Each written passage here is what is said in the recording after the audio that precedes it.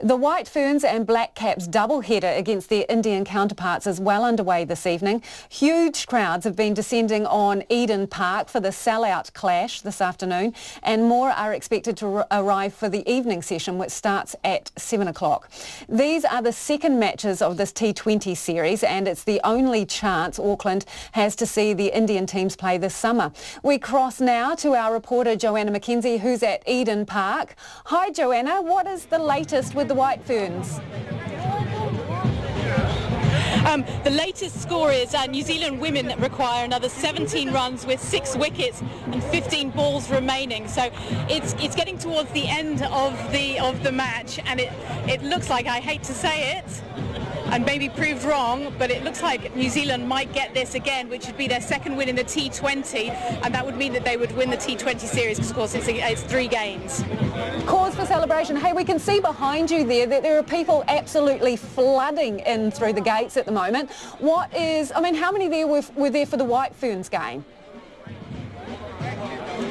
The officials estimate that by the end of the game there'll be 9,000 in the stadium, and of course we're expecting about 41,000 in total, which is a sellout crowd and has been for more than a week now.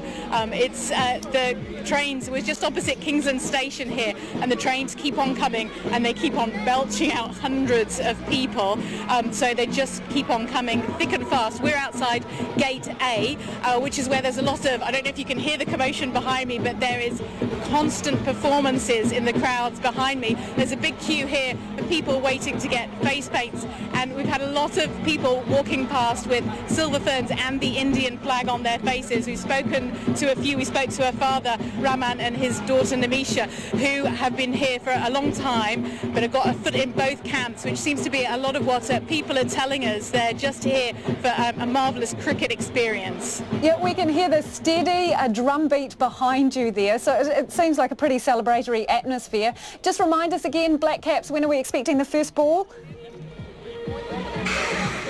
So the first ball will be at 7 o'clock tonight. It's expected to finish at around 11 o'clock. So far there's been no reported issues with the transport network getting trains and buses here. Spoken to a few people who were here about half an hour ago. They had no issues getting in.